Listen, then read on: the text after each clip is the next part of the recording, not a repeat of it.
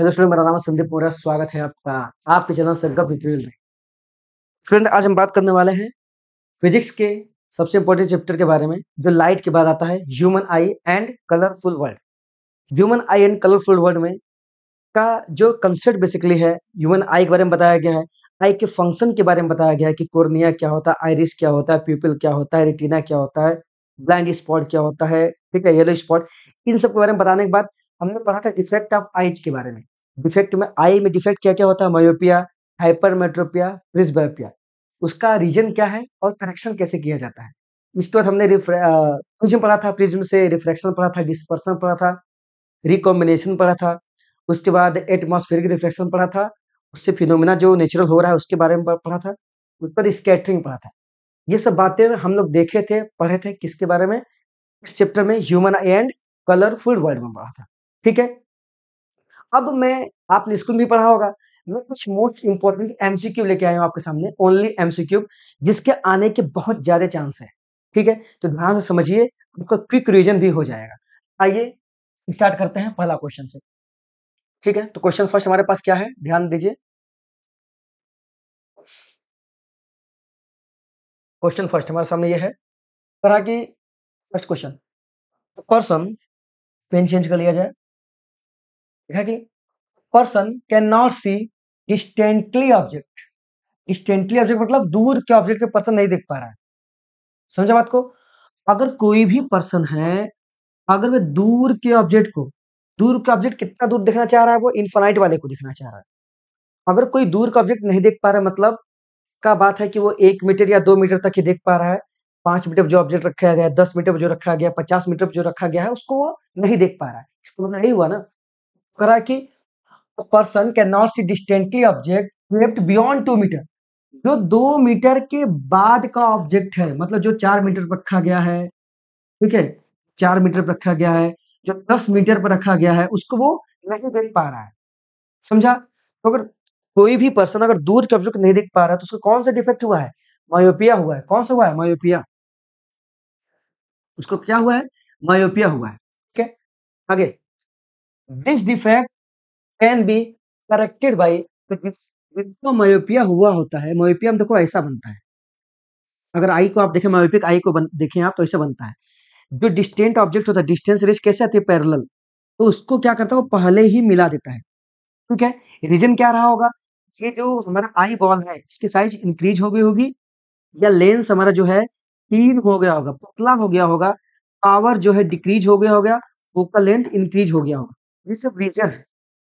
अगर हम इसको करेक्ट करना चाहते हैं, हम चाहते हैं लाइट जो यहाँ कन्वर्ज हो रहा है, ये रेटिना पे कन्वर्ज हो। अगर जो लाइट यहाँ कन्वर्ज हो रहा है वो रेटिना पे कन्वर्ज हो, उसके लिए हमको कॉनकेव लेंस लगाना पड़ेगा। कॉनकेव लेंस क्या करता है, पहले थोड़ा डाइवर्ज करेगा, उसके बाद डाइवर्ज करके रेटिना पे कन्वर्ज कर देगा। बात समझा? अगर किसी व्यक्ति को अगर डिस्टेंट ऑब्जेक्ट नहीं दिख रहा, मतलब 2 मीटर के बाद का नहीं दिख रहा है, 4 मीटर के बाद का नहीं दिख रहा है, उसे कौन-सा डिफेक्ट हुआ है? मायोपिया हुआ है। मायोपिक आई का ये डायग्राम है। करेक्शन कैसे किया जाता है? कॉनकेव लेंस का प्रैक्टिकल लगा, चश्मा लगा करके। कॉनकेव लेंस का पावर क्या होता है? नेगेटिव होता है। पावर क्या होता है? नेगेटिव होता है। फोकल लेंथ भी क्या लिया जाएगा? नेगेटिव लिया जाएगा। ये बात हमने तुमको बताया है। पॉजिटिव वाले तो पहले ही कट जाएँगे, ये तो पहले ही कट जाएँगे। इन दोनों में से कोई आंसर होगा। ठीक है, ठीक है। तो हमसे पूछा है ना कि this defect can be corrected by using the lens of power. Power का लेंस पूछ रहा है, कोई दिक्कत नहीं है। सुनो, अगर आपको मायोपिया हुआ है, आप कहाँ का ऑब्जेक्ट नहीं देख पा रहे हैं? इन्फानाइट का। मतलब कहाँ का देखना चाह रहे हैं आप? इन्फानाइट देखना चाह रहे हैं, आप देख नहीं पा रहे हैं, क्योंकि आपको 2 मीटर के बाद का ऑब्जेक्ट नहीं दिख रहा है। आप देखना कहाँ चाह रहे हैं? जो 2 मीटर के बाद का रखा गया है। 2 मीटर बाद मतलब आप इन्फानाइट का ऑब्जेक्ट देखना चाह रहे हैं। वो 10 मीटर, 50 मीटर, 100 मीटर भी हो सकता है। यू हमेशा मायोपिया के लिए यू हमेशा इन्फानाइट लिया करेंगे। क्या लिया करेंगे? इन्फानाइट। यू हमेशा इन्फानाइट लिया करेंगे। बात समझ में आ रहा है? बात समझ में आ रहा है? अच्छा, और उसको 2 मीटर के बाद नहीं दिखता है, तो जहाँ तक दिख रहा है उसको, वो वी होता है। जब हम ये स्पेक्टिकल लगाते हैं ना कॉनकेव लेंस का, तो वो जहाँ पे जैसे जो ऑब्जेक्ट इन्फानाइट पे रखा गया है, उसका इमेज उसे जहाँ दिख रहा है वहां पर बना देता है। मतलब उसको 2 मीटर के बाद नहीं दिख रहा है, 2 मीटर तो दिख रहा है ना, तो इन्फानाइट वाले का ऑब्जेक्ट का इमेज 2 मीटर पे बनाएगा, तो चश्मे की वजह से हमको लगेगा कि वो इन्फानाइट पे रखा गया है। ये हमारा सब माइंड का खेल होता है। बात समझा? तो जब कभी कोई भी आई होगा, चाहे मायोपिक आई हो, चाहे हाइपरमेट्रोपिक आई हो, अगर वो किसी डिस्टेंस के बाद का देख नहीं पा रहा है या किसी डिस्टेंस के पहले का नहीं देख पा रहा है, जहाँ तक वो देख पा रहा है, वो वी होता है हमेशा। जहाँ को वो देखना चाह रहा है, वो यू होता है। तो वो 2 मीटर के बाद का देखना चाह रहा है मतलब इन्फिनाइट देखना चाह रहा है, तो यू कितना हो गया इन्फिनाइट, और जहाँ तक उसको दिख रहा है उसको वी लिया जाता है। वी कितना है 2 मीटर। ये बात समझ पा रहे हो? ठीक है? कि ये कौन-सा लेंस है हमारा? ये कौन-सा लेंस है हमारा? ये हमारा लेंस है करेक्शन वाला लेंस क्या है? क्या बोलते हैं इसको? कॉनकेव लेंस है। कॉनकेव लेंस के देखो ब्लू भी नेगेटिव था, वी भी नेगेटिव था। दोनों को नेगेटिव लिया जाएगा। बात समझ रहे हो? बात समझ रहे हो? अब देखो हम जानते हैं लेंस के फॉर्मूले से फोकल लेंथ अगर निकालें 1/f दिख रहा है क्या तुमको? दिख रहा होगा 1/f हमारा क्या होता है? 1/v माइनस 1/u होता है, होता है। ये बात समझ में आ रहा है? 1/v माइनस 1/u ऐसा होता है। लेंस का फॉर्मूला है। हमको फोकल लेंथ निकालना है। जब तक पावर तभी निकल पाएगा, पावर तभी निकल पाएगा जब फोकल लेंथ पता होगा। पावर होता है 1 बाई फोकस। ये बात समझ में आ रहा है? तो हमारा 1 बाई यू वी कितना है? -2 है। यू कितना है? इनफाइनाइट। यू कितना है? इनफाइनाइट। तो माइनस इनफाइनाइट रखेंगे। अब ये देखो प्लस हो जाएगा। ये हो जाएगा माइनस का 1/2 प्लस 1 बाई इनफाइनाइट। देखो इनफाइनाइट से किसी छोटे नंबर को डिवाइड करोगे, किसी छोटे नंबर को बहुत बड़े नंबर से डिवाइड करो, वो जीरो हो जाता है, वो जीरो के अप्रॉक्स हो जाता है। इनफाइनाइट तो बहुत बड़ा नंबर होता है, तो ये जीरो हो जाएगा। 1 बाई जो हमारा ये 1 बाई एफ हो जाएगा, वो कितना हो जाएगा? ये लगभग जीरो हो गया। ये बचेगा माइनस का 1/2। तो फोकल लेंथ कितना आ गया? माइनस का 2 मीटर। फोकल लेंथ कितना आ गया? माइनस का 2 मीटर। दिख रहा है? दिख रहा है? फोकल लेंथ कितना आ गया? -2 मीटर। तुमको पावर पूछा था, हमसे क्या पूछा था? पावर क्या होगा? पावर देखो क्या होता है? पावर होता है 1/f 1/-2। समझा? पावर कितना हो जाएगा? ये हो जाएगा 0.5 डायोप्टर माइनस का। ठीक है? 1/2 मतलब 0.5 था नेगेटिव का। 0.5 डायोप्टर, ये बी ऑप्शन हो जाएगा। बात समझ में आ रहा है? आशा करते हैं आपको ये बातें समझ में आ रहा होगा। ठीक है? नेक्स्ट क्वेश्चन करते हैं। नेक्स्ट क्वेश्चन करते हैं। ह्यूमन आई एंड कलरफुल का नेक्स्ट क्वेश्चन है। ध्यान से देखना, समझना चीजों को। कहानी क्या लिखा है? सेकंड क्वेश्चन लिखा है, a student sitting on the last bench. कोई स्टूडेंट है वो लास्ट बेंच पे बैठा है, ठीक है? Can read the letter written on black board. Last bench पे बैठा है, जो मास्टर यहाँ पे ब्लैक बोर्ड पे लिख रहा है वो उसको पढ़ पा रहा है। मतलब दूर की चीज उसको दिख रही है, मतलब उसको मोइपिया नहीं हुआ है। क्लियर बात है? आगे, but not able to read letter written in text book. लेकिन अपना किताब नहीं पढ़ पा रहा है। दूर के जो चीजें मास्टर लिख रहे हैं वो तो देख पा रहा है, लेकिन अपना किताब नहीं पढ़ पा रहा है। किताब नहीं पढ़ पा रहा मतलब वो पास की चीजों को नहीं देख पा रहा है। उससे कौन सा इफेक्ट हुआ है? कौन सा डिफेक्ट हुआ? उसको हाइपरमेट्रोपिया हुआ है। ठीक है? तो क्या हुआ है? हाइपरमेट्रोपिया हुआ है। हाइपरमेट्रोपिया हुआ है। क्यों? क्योंकि वो बुक नहीं पढ़ पा रहा है, पास चीजें नहीं दिख पा रहा है उसको। उसका जो नियर पॉइंट है, जो नियर पॉइंट है वो 25 से शिफ्ट हो गया। 25 से शिफ्ट हो गया। हो सकता है वो 50 सेंटीमीटर पे चला गया हो सकता है वो 1 मीटर पे चला गया हो। बात समझ रहे हो? सकता है 2 मीटर पे चला गया हो।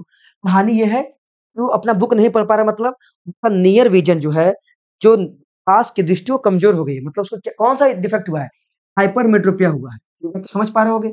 आगे, आगे। Which of the following statement is correct. कौन सा स्टेटमेंट करेक्ट है? कौन सा स्टेटमेंट करेक्ट है? The near point of this eye has been receded away.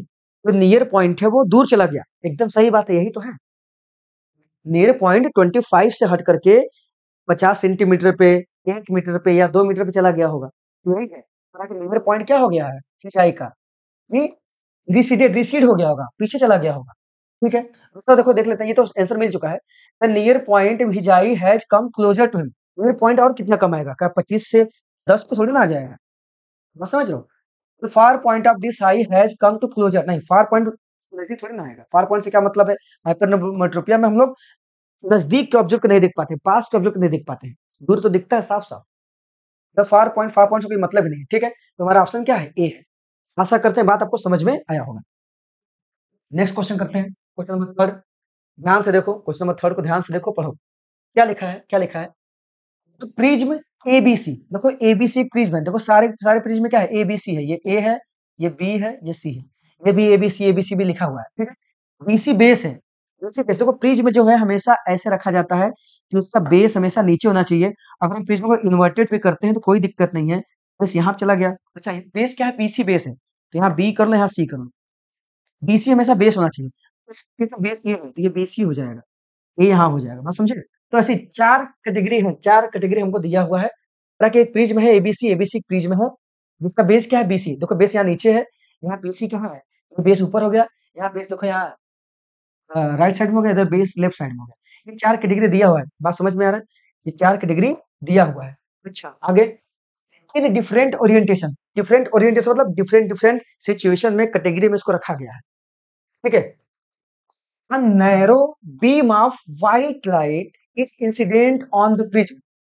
Prism पे एक नैरो बीम ऑफ लाइट मतलब नंबर ऑफ अमाउंट ऑफ जो लाइट रेज है उसको फॉल किया जा रहा है।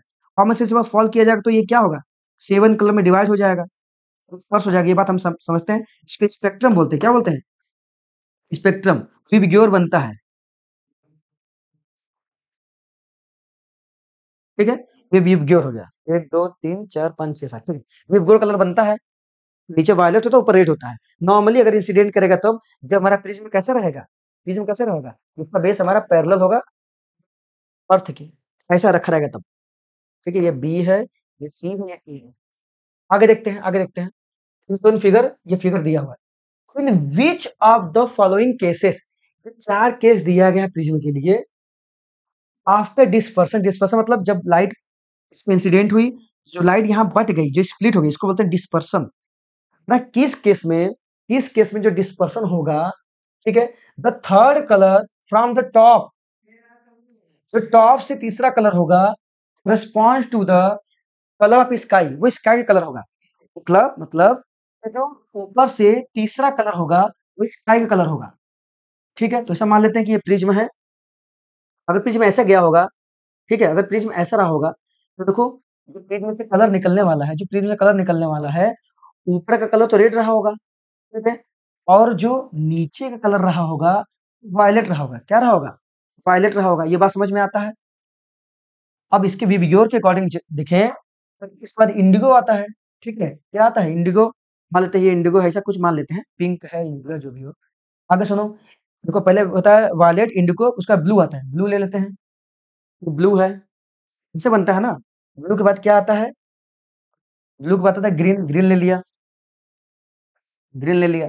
ठीक है, ग्रीन के बाद क्या है? येलो है, येलो ले लिया, और ले लिया ऑरेंज, ऑरेंज ले लिया। ऑरेंज कहाँ हुआ? ये ऑरेंज मान लेते हैं, ऑरेंज सा दिखने लगा, ऑरेंज मान लेते हैं। ठीक है, ये हमारा क्या है? स्पेक्ट्रम तैयार हो गया 7 कलर का। ठीक है, ये वॉलेट हो गया। लेकिन हमसे क्या बोल रहा है कि किस ओरिएंटेशन में थर्ड कलर होगा फ्रॉम द टॉप, ऊपर से तीसरा कलर, ऊपर से तीसरा। देखो 1 कलर है, दूसरा तीसरा। क्या तीसरा कलर स्काई का कलर है? स्काई मतलब ब्लू कलर है? नहीं ना। नीचे से तीसरा कलर ब्लू जरूर है, लेकिन ऊपर से तीसरा कलर ब्लू नहीं है, मतलब ये वाला नहीं बनेगा। ठीक है, यहाँ पे देखते हैं। अगर इसको देखो ध्यान से, अगर ऐसे रेस जा रहा होगा, अगर ऐसे रेस जा रहा होगा, रेस से अगर जा रहा होगा, तो देखो सबसे ऊपर रेड होता है, मतलब रेड रहेगा, और सबसे नीचे क्या होता है? वायलेट होता है। सबसे नीचे क्या रहेगा? वायलेट रहेगा। तो देखो, इस केस में अगर तुम ध्यान से देखो, तो वायलेट के बाद कौन सा होता है? इंडिगो होता है। मानते हैं इंडिगो है, तो समझ लिया कि इंडिगो है। इंडिगो के बाद क्या होता है? ब्लू होता है, ब्लू होता है। तो देखो, इधर से ऊपर से देखो, पहला दूसरा तीसरा कलर क्या है? ब्लू है, स्काई कलर है कि नहीं पहला? तो ये ऑप्शन बी सही हो जाएगा। ऑप्शन बी या सेकंड वाला पार्ट सही हो जाएगा। सेकंड वाला पार्ट सही हो जाएगा। क्यों सही हो जाएगा? देखो, प्रिज्म में जब प्रिज्म सीधा रखा है, इसमें नीचे से थर्ड कलर आ रहा है ब्लू। स्काई का कलर कौन सा है? ब्लू। अगर इसको पलट देंगे तो ऊपर थर्ड कलर ब्लू हो जाएगा। बात समझ रहे हो? तो ये कहना यही चाहता है कि कौन सा, किस ओरिएंटेशन में प्रिज्म को किस हिसाब से रखा जाए, तो थर्ड कलर होगा टॉप से, वो ब्लू आएगा। तो इसमें तो थर्ड कलर टॉप से नहीं, इसमें तो बॉटम से थर्ड कलर ब्लू है। लेकिन जब प्रिज्म को उल्टा कर देंगे तो प्रिज्म तो अभी भी देखो वैसे ही निकल रहा है, रेड जा रही है, पहले रेड ही निकल रहा है, उससे कोई मतलब नहीं है।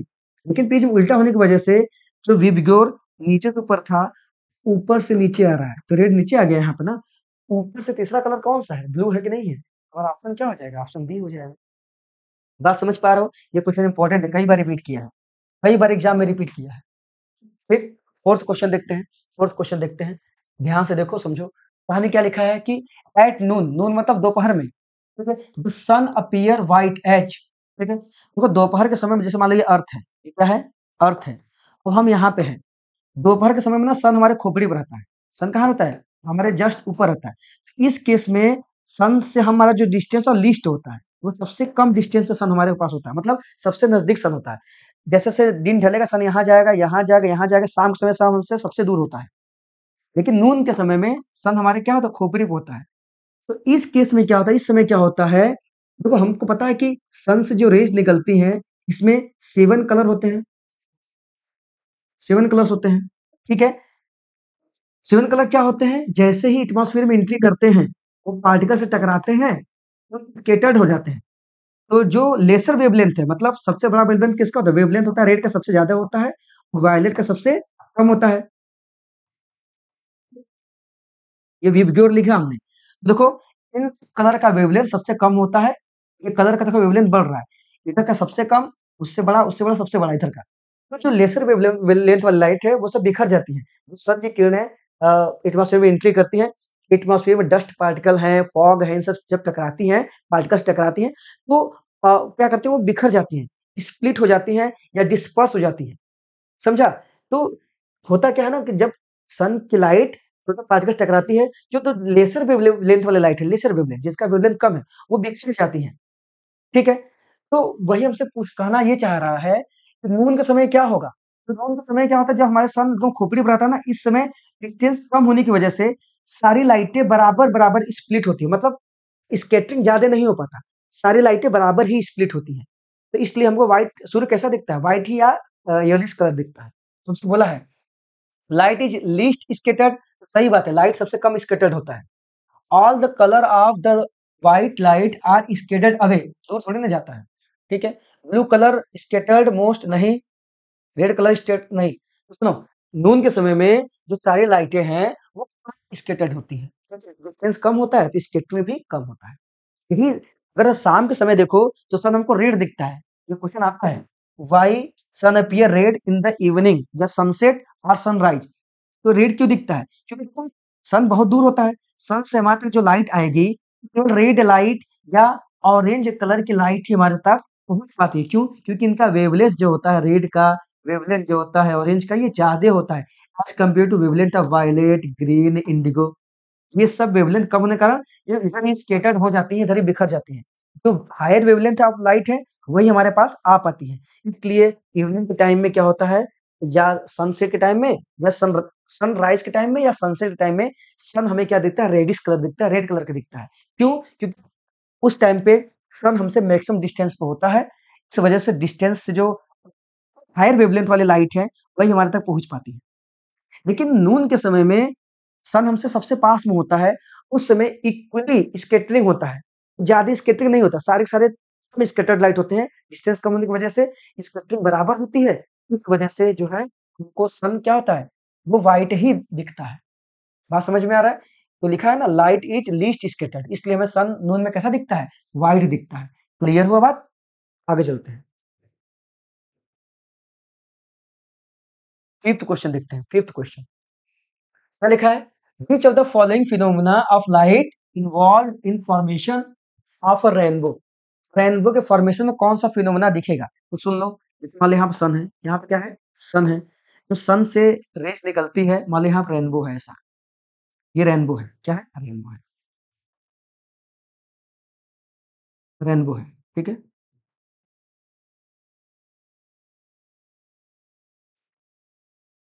होता क्या ना, जब सन से रेज टकराती है, तो यहाँ से जो सन की रेजें हैं, यहाँ से सन का रेज क्या हो जाता है, डिस्पर्सन हो जाता है, डिस्पर्सन, ठीक है। सन की रेज डिस्पर्स हो जाती है, फिर यहाँ सन की रेज ऐसे बेंट होती है,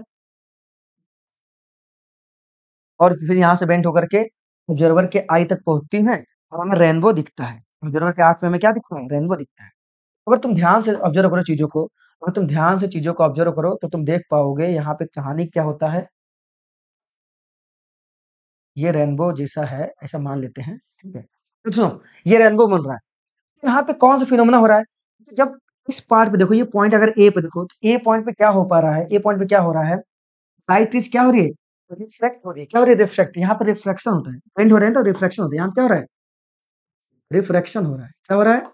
रिफ्रैक्शन हो रहा है। अच्छा, यहाँ पे जब लाइट टकराई तो यहाँ सारी की सारी लाइट वापस चली गई। क्या होता है? Total internal reflection. क्या होता है? टोटल इंटरनल इंटरनल रिफ्लेक्शन होता है। तो समझ में आ रहा है? अगर टोटल इंटरनल रिफ्लेक्शन नहीं दिया रहेगा तो दूसरा इसका नाम है इंटरनल रिफ्लेक्शन। अगर नहीं दिया रहेगा तो अगर इंटरनल रिफ्लेक्शन दिया रहेगा तो इसको टिक किया जाएगा। अगर टोटल इंटरनल रिफ्लेक्शन नहीं दिया रहेगा तब, ठीक है। उसके बाद हुआ क्या? देखो पहले पहले देखो, एक मिनट। पहले क्या हुआ था? रिफ्रैक्शन हुआ था। उसके बाद यहाँ पे क्या हुआ? डिस्पर्सन हुआ। क्या हुआ? देखो लाइट बढ़ गई ना तो डिस्पर्सन हो गया यहाँ पे, ठीक है, डिस्पर्सन हुआ।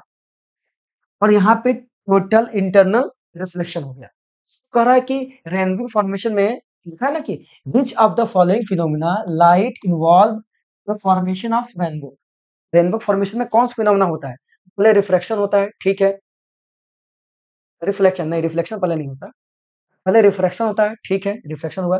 फिर डिस्पर्सन होता है, देखो डिस्पर्सन हुआ। उसके बाद उसके बाद टोटल इंटरनल रिफ्लेक्शन हुआ। This is the correct option, B is correct option. Third option देख लेते हैं, कोई दिक्कत बात नहीं है। थर्ड ऑप्शन देखो, थोड़ा रिफ्लेक्शन होता है, ठीक है, रिफ्लेक्शन हो गया। डिस्पर्सन होता है, डिस्पर्सन हो गया, ये भी बात सही है। इंटरनल रिफ्लेक्शन, देखो ने बोला कि जब ये टोटल इंटरनल रिफ्लेक्शन का ऑप्शन नहीं रहेगा तब इंटरनल रिफ्लेक्शन को हम टिक कर सकते हैं। मतलब ये ऑप्शन भी हो सकता है, लेकिन कब करेक्ट होगा? जब ये नहीं रहेगा तब। ज्यादा करेक्ट कौन है? ये ज्यादा करेक्ट है, ठीक है। डिस्पर्सन, पहले डिस्पर्सन नहीं होता तो option B is more correct than C. B पे ऑप्शन पे टिक कर लेंगे। बात समझ में आ रहा है? नेक्स्ट क्वेश्चन करते हैं, ध्यान दो। क्वेश्चन क्या लिखा है? बिना द फॉलोइंग फिनोमेना, ये तो हो चुका ना यार। क्वेश्चन 6, क्वेश्चन 6 की देखो क्या लिखा है? Twinkling of stars due to atmospheric. को जो स्टार्स होता है, इसे ध्यान सुनना। जो स्टार मान लेते हैं स्टार है, स्टार बना लो, मान लेते हैं ये स्टार है, ऐसा, ठीक है। अब देखो ये हमारा अर्थ है, ये हमारा अर्थ है। यहाँ पे ऑब्जर्वर खड़ा है। तो होता क्या है ना, इसका जो मेन फिनोमेना है ट्विंकलिंग का, ट्विंकलिंग फिनोमेना क्या है? देखो एटमॉस्फेयर में बहुत सारे लेयर होते हैं, ठीक है। तो जब लाइट रेज हमारी रेयरर से डेंसर में आती है तो बेंड करते करते जीरो तक आती है, ठीक। अब ये लेयर कंटिन्यूअस, देखो होता क्या है ना, ध्यान देना। जैसे जैसे हम ऊपर से नीचे की तरफ आते हैं तो डेंसिटी जो होती है, डेंसिटी डेंसिटी जो होती है, डेंसिटी जो अबे जो डेंसिटी होती है वो इंक्रीज होती जाती है जब हम ऊपर से नीचे आते हैं। क्योंकि ऊपर हॉट एयर होता है, हॉट एयर की डेंसिटी कम होती है, नीचे कोल्ड एयर होता है, डेंसिटी ज्यादा होती है। जब ऊपर से नीचे आते हैं तो हम लोग रेयर से डेंसर में जब लाइट एंट्री करती है तो बेंट होती है, बेंट होते होते होते ऑब्जर्वर तक आती है। और जब ऑब्जर्वर तक, ये बात समझ में आता है। अब होता क्या है, होता क्या है, ये जो लेयर्स हैं ये सब कांस्टेंट नहीं है, ये कंटिन्यूअसली टाइम पे मूव कर रहे हैं, मूव करते रहते हैं। कभी हमारे पास लाइट कम आती है, कभी ज्यादा आती है, कभी कम आती है तो ज्यादा आती है। एटमॉस्फेरिक रिफ्रैक्शन की वजह से ही हमें स्टार कैसे दिखते हैं? ट्विंकलिंग करते हुए। लिखा है ना, twinkling of stars due to atmospheric dispersion नहीं होता। Refraction of light by different layer of varying refractive index, it is correct, ठीक है। रिफ्रैक्शन ऑफ लाइट की वजह से होता है डिफरेंट लेयर्स, लेयर की वजह से, डिफरेंट लेयर की वजह से, रिफ्लेक्शन ऑफ लाइट की वजह से हमें क्या दिखता है? स्टार्स ट्विंकलिंग करते दिखता है। मतलब बी ऑप्शन करेक्ट है। समझ में आ रहा है? नेक्स्ट चलते हैं, नेक्स्ट क्वेश्चन, 7 क्वेश्चन। अब ध्यान दो, लिखा क्या है? The clear sky appears blue because, ठीक है। The clear sky appear blue. Clear जो स्काई होता है, जो आसमान होता है, जो हमारा आसमान है, यहाँ पे अर्थ है, ठीक है, यहाँ ऑब्जर्वर है। काश जो है ब्लू क्यों दिखाई देता है? काश जो है ये ब्लू क्यों दिखाई देता है? क्लियर स्काई ब्लू क्यों दिखता है? ये रीजन पूछ रहा है। तो इसका रीजन सिंपल सा है, अगर मैं तुमको लिख के बताना चाहूँ, देखो यहाँ पे सन होता है, यहाँ पे क्या होता है? सन। जो सन की लाइट एटमॉस्फेयर में एंट्री करती है, ठीक है। जो लेसर वेवलेंथ, देखो वी बिग्योर में लिखा, VIBGYOR, जो ये वी बिग्योर है इसमें क्या होता है? सबसे लेसर वेवलेंथ किसका है? तो रेड का वेवलेंथ ज्यादा होता है as compare to wavelength of violet. जितने लेसर वेवलेंथ वाले लाइटें हैं, जैसे एटमॉस्फेयर में एंट्री करती हैं, ये सब क्या होती है, लेसर वेवलेंथ वाली लाइटें क्या होती है, बिखर जाती है। लेसर वेवलेंथ वाली लाइटें क्या होती है, बिखर जाती है। और जो ज्यादा जिसका वेवलेंथ है, जैसे रेड हो गया, ऑरेंज हो गया, ये सब थोड़ा दूर तक चली जाती हैं। क्योंकि जो लेसर वेवलेंथ वाली लाइटें हैं, जैसे इंडिगो है, वायलेट है, ब्लू है, ग्रीन है, ये सब क्या होती हैं, ये स्कैटर्ड हो जाती हैं ज्यादा एटमॉस्फेयर में। तो होता क्या है, लेसर वेवलेंथ वाली लाइटों के ज्यादा स्कैटरिंग की वजह से, फैल जाने की वजह से, आसमान पे जो लेसर वेवलेंथ वाली लाइट वही केवल दिखती है। तो आसमान हमारा आसमान में क्या कलर फैल जाता है, ग्रीन, इंडिगो, ठीक है, वायलेट, ये सारे कलर आसमान में फैल जाते हैं। लेकिन जो हमारी आँख के सेंसिटिव है किसके लिए, ब्लू कलर के लिए। इस वजह से हमको मतलब आसमान क्या होता है, ब्लू दिखाई देता है। समझा? अभी क्वेश्चन क्या पूछ रहा है देखो, the clear sky appear blue because, क्या रीजन होता है, blue light gets observed in the atmosphere. Blue light observe हो जाती है, नहीं ऑब्जर्व मतलब सोख लेता है, नहीं, ये थोड़ी ना होता है। Ultraviolet radiation are absorbed in the atmosphere, नहीं। Violet and blue lights get scattered more, ये करेक्ट है। वायलेट और ब्लू कलर, ग्रीन कलर की, इंडिगो, ये सब लाइटें क्या होती है, ज्यादा स्कैटर्ड होती हैं than the lights all the colours, उधर कलर की रिस्पेक्ट में। ठीक है, इस वजह से हमें क्या दिखाई देता है, आसमान जो होता है ब्लू दिखाई देता है, क्लियर है, नहीं ब्लू दिखाई देता है। क्लियर है बात? तो तुम्हारा क्वेश्चन ये सर वायलेट क्यों नहीं दिखाई देता, वायलेट बस इसलिए नहीं दिखाई देता, वायलेट तो वायलेट भी हुआ है, लेकिन हमारा जो आंख है वो ज्यादा सेंसिबल है किसके लिए, ब्लू कलर के लिए। क्लियर है बात? आगे चलते हैं नेक्स्ट। इसका ऑप्शन क्या है, सी ऑप्शन है। Question number 8। 8 क्या है, which of the following statement is correct regarding the propagation of light of different colours of white light in air. पहली बात समझ जाओ, प्रोपोगेशन मतलब लाइट जो ट्रेवल करती है ना, जो लाइट ट्रेवल करती है इसको बोलते हैं प्रोपोगेशन ऑफ लाइट। लाइट की ट्रेवलिंग को क्या बोलते हैं, प्रोपोगेशन। जब लाइट ट्रेवल करती है, लाइट में 7 कलर होते हैं, तुम्हें पता है लाइट में 7 कलर होता है, रेड होता है, ठीक है, लास्ट में, और जरा ब्लू, चाहो तो इंडिगो भी बना लो ऐसा, ठीक है, विबग्योर होता है, तुम्हें पता है, VIBGYOR। जब लाइट ट्रेवल करती है, तो लाइट जब प्रोपेगेट करते हैं ना, सारे सारे जितने भी कलर है, ऑल कलर का जो स्पीड होता है, जो ऑल कलर का स्पीड होता है, जो सभी कलर का जो स्पीड होता है, वो सेम होता है। स्पीड क्या होता है, स्पीड सेम होता है। बात समझ रहे हो? जब लाइट ट्रेवल करती है, लाइट ट्रेवल करेगी, तो सातों लाइटें, सातों कलर की लाइटें साथ में आएंगी, स्पीड में कोई फर्क नहीं पड़ता। जब light beam of light travel करती है, लाइट रेज ट्रेवल करती है, क्या लाइट रेज में 7 कलर होते हैं, ये बात समझ में आता है। लेकिन जब वो ट्रेवल करती है, तो सारे कलर का स्पीड क्या होता है, सेम होता है। स्पीड क्या होता है, सेम होता है। ये बात समझ में तुमको आता है? हाँ, वो अलग बात है, उनका वेवलेंथ, रेड का वेवलेंथ ज्यादा होता है और वायलेट का वेवलेंथ कम होता है। ये अलग बात है। वेवलेंथ वाइज क्या है, ये वेवलेंथ वाइज रेड का वेवलेंथ ज्यादा होता है और वायलेट का वेवलेंथ कम होता है। वेवलेंथ मतलब उसकी कलर, जो जिस कलर का है उसकी मोटाई की बात चल रही है, ठीक है। लेकिन जब लाइट ट्रेवल करता है, ट्रेवल करते समय सबका स्पीड क्या होता है, सेम होता है। वेवलेंथ वाइज डिफरेंट हो सकते हैं, रेड कलर का वेवलेंथ ज्यादा होता है, वो ज्यादा विजिबल होता है, दूर से दिख जाता है। वायलेट कलर का वेवलेंथ कम होता है, दूर से नहीं दिखता है, वो अलग बात है। लेकिन जब ट्रेवल करते हैं तो स्पीड क्या होता है, सेम होता है। क्वेश्चन क्या पूछा है कि विच of the following statement is correct, कौन सा स्टेटमेंट करेक्ट है regarding the propagation of different colour of white, different colours of white light in air. मतलब व्हाइट लाइट जब एयर में ट्रेवल करती है, कौन सा स्टेटमेंट सही है। रेड लाइट मूव फास्टेस्ट, नहीं, अभी बताया कि सारी लाइटें क्या करती है, सेम स्पीड से चलती हैं, तो रेड कलर फास्ट नहीं चलेगा। Blue light move faster than green, नहीं, ये सबसे कोई मतलब नहीं, सारे लाइटें सेम स्पीड से चलती हैं। All the colours of light white lights move with the same speed, this is the correct, C option is correct. Yellow light moves with the mean speed of, ये सब फर्जी बकवास, ठीक है। सभी लाइटें क्या करती है, सभी कलर की लाइटें क्या करती हैं, सेम स्पीड से ट्रेवल करती हैं। अगर वेवलेंथ की बात करता तो मैं बोलता कि red colour, orange colour, yellow colour of lights has greater wavelength, more wavelength than violet, indigo, green, ऐसा बोलते। लेकिन वेवलेंथ की चर्चा नहीं किया है, स्पीड के बारे में बात किया है। स्पीड तो सबका सेम ही होता है। बात समझ में आ रहा है, क्लियर हो पा रहा है? नेक्स्ट क्वेश्चन, क्वेश्चन नंबर 9, ध्यान दो क्या लिखा है, द डेंजर सिग्नल, ठीक है, the danger signal installed at the top of the tall building. Building के टॉप पे डेंजर सिग्नल लगाया जाता है। मान लो ये बिल्डिंग है, इसके टॉप पे डेंजर, डेंजर सिग्नल किस कलर का होता है? रेड कलर का होता है, पता कि नहीं? अरे ट्रैफिक में रेड कलर डेंजर होता है कि नहीं? ट्रेन के पोर्टफोलियो देख लो, स्टेशन देख लो, रेड कलर लगा जाता है। डेंजर सिग्नल किस कलर का होता है? रेड कलर का। तो वही लिखा गया है यहाँ पे, the danger signal installed at the top of tall building are red colour. Red colour का है, बात सही है। लिखा कि these can be easily seen from distant, वो इजीली सीन हो जाती है, सही बात है। रेड कलर का अगर आप लाइट दिखाते हैं तो बहुत दूर से कोई भी ऑब्जर्वर उसको बड़े आराम से ऑब्जर्व कर लेता है, कितने भी दूर हो वो बड़ी जल्दी उसको देख लेता है, ऑब्जर्व कर लेता है।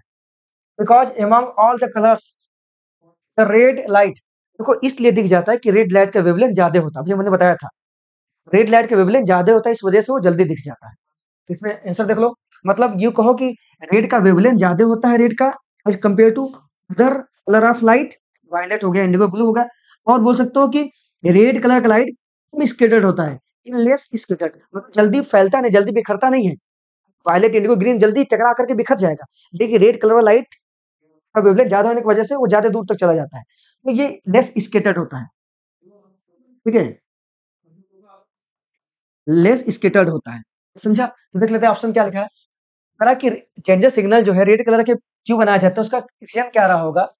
Is scattered the most by smoke and fog, क्या ज्यादा स्कैटर्ड हो जाता है? नहीं। Scattered the least by smoke, least scattered होता है, बी ऑप्शन इज करेक्ट, ठीक है। Is absorb the most by the smoke, नहीं ऑब्जॉर्व थोड़ी ना होता है। Move the fastest in air, air fast, air में तो सब फास्ट मूव करेंगे ना, स्पीड से कोई मतलब ही नहीं है। स्कैटर्ड लेस होता है, लिस्ट होता है, कम स्कैटर्ड होता है, B option is correct. Red colour wavelength ज्यादा होता है, इस वजह से वो स्कैटर्ड कम होता है, फैलता कम है, बिखरता कम है, इस वजह से वो डेंजर सिग्नल में यूज किया जाता है, ठीक है। जैसे मान लो टॉल बिल्डिंग पे लगा दिया, ठीक है, हम लोग ट्रैफिक सिग्नल पे लगा दिया, जहां जहां मतलब दिखे कि डेंजर चीजें हैं वहां लगा दिया रेड कलर का, क्योंकि रेड कलर दूर से दिख जाता है, ठीक है।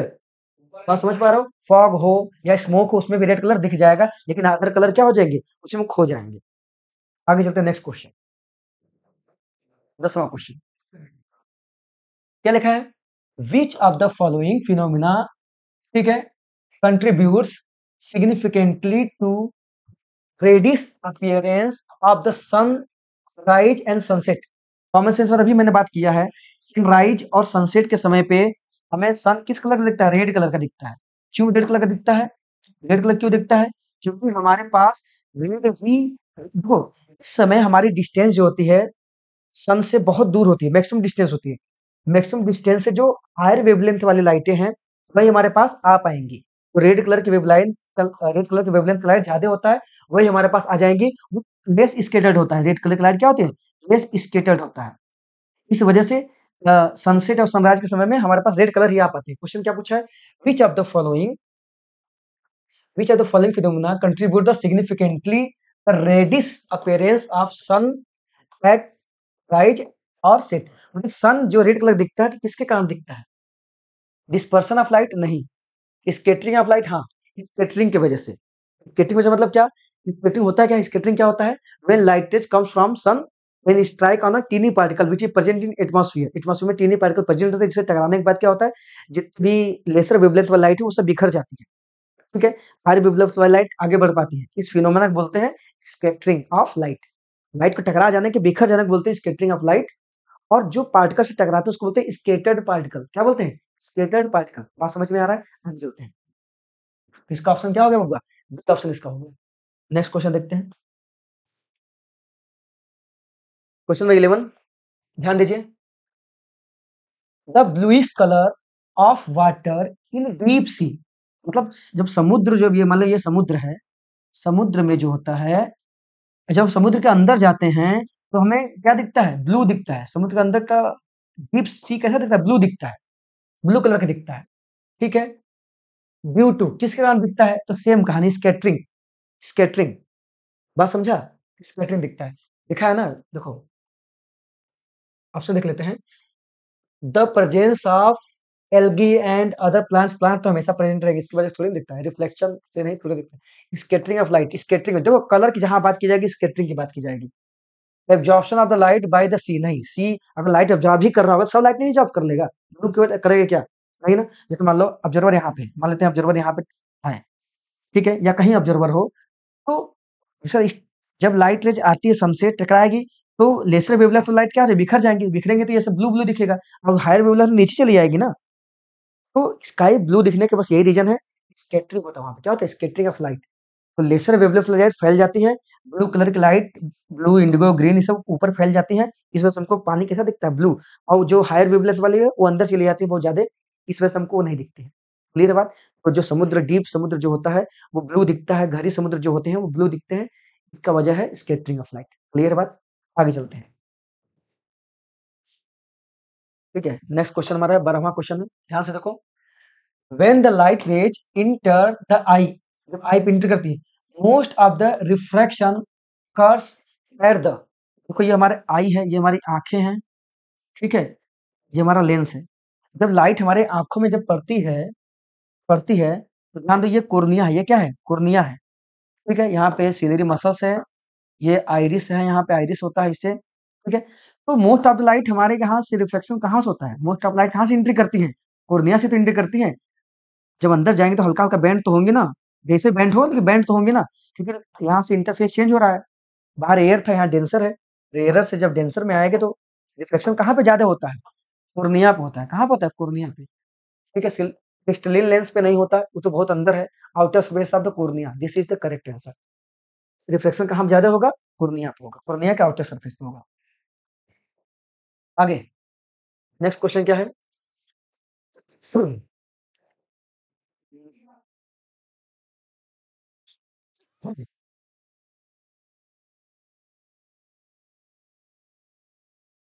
13 क्वेश्चन, ठीक है, 13 क्वेश्चन ध्यान देंगे, क्या लिखा है, पर the focal length of the eye lens increase when eye muscles, ठीक है। देखो फोकल, देखो ये जब लेंस पतला रहता है, ठीक है, मसल्स क्या रहते हैं, मसल खींच जाते हैं, मसल जो होते हैं वो कॉन्ट्रैक्ट हो जाते हैं, क्या हो जाते हैं, कॉन्ट्रैक्ट हो जाते हैं।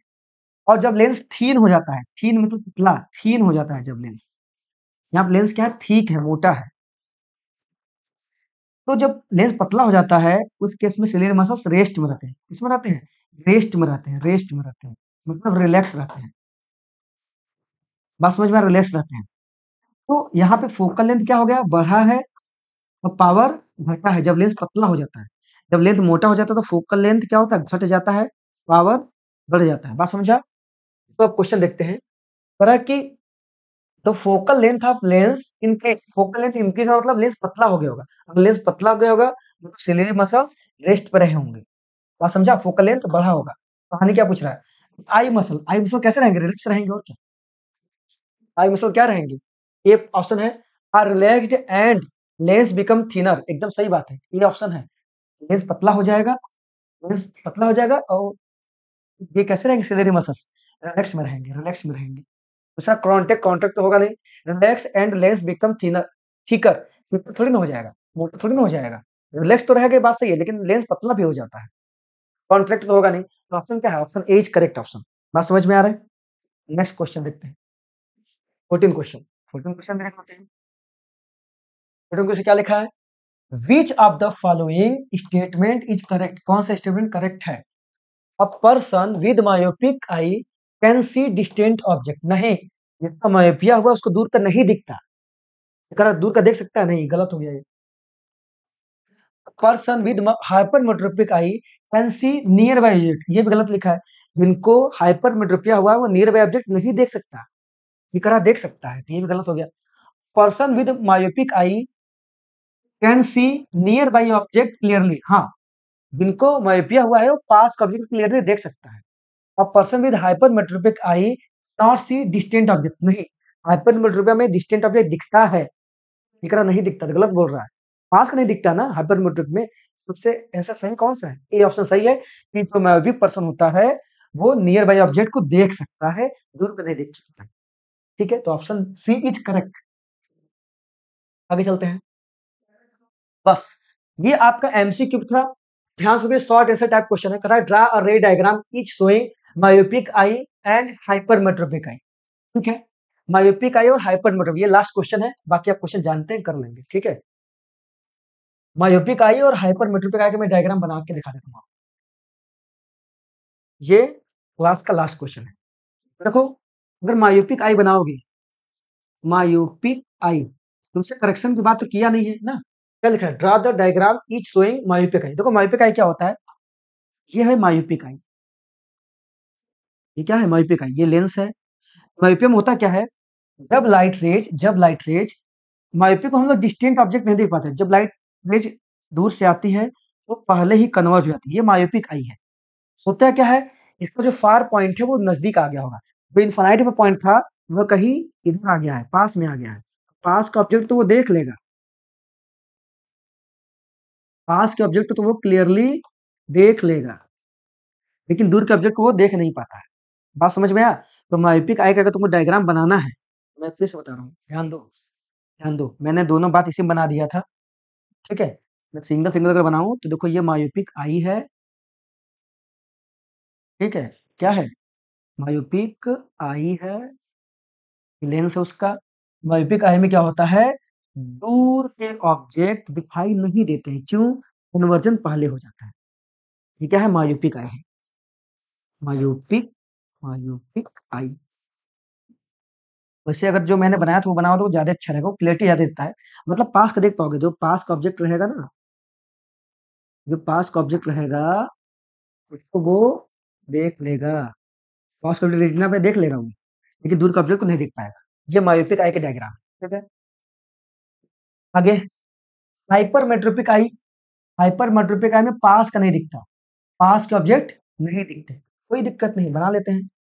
पास का ऑब्जेक्ट से लाइट तो ऐसे आती है, नहीं दिखता, मतलब ऐसा बाहर इमेज बन रहा होगा, मतलब रेटिना के बाहर बन रहा होगा, आई बॉल छोटा हो गया होगा, ठीक है। अच्छा इसमें अगर कारण बताऊं ना, कारण क्या होगा, आई बॉल की साइज जो है, आई बॉल की साइज इंक्रीज हो गई होगी, ठीक है, कन्वर्जिंग पहले हो गया मतलब पावर इंक्रीज हो गया, फोकल लेंथ डिक्रीज हो गया होगा। इसका रीजन अगर दिया जाए, आई बॉल क्या हो रहा होगा, आई बॉल की साइज क्या हो गई होगी, इंक्रीज होगी, छोटी हो गई होगी, ठीक है। लेंस पतला हो गया होगा तो कन्वर्ट जल्दी नहीं कर रहा है, मतलब फोकल लेंथ बढ़ गया होगा, पावर घट गया होगा, इसका ये रीजन है। ये कौन सी आई है, ये हाइपरमेट्रोपिक आई है, जिसको पास का ऑब्जेक्ट नहीं दिखता, लेकिन दूर का ऑब्जेक्ट देख लेगी, दूर का ऑब्जेक्ट, दूर से तो लाइट पैरेलल आती है ना, दूर के ऑब्जेक्ट को ये देख लेगी आराम से। ये है हाइपरमेट्रोपिक आई। ये कौन सी आई है, हाइपरमेट्रोपिक।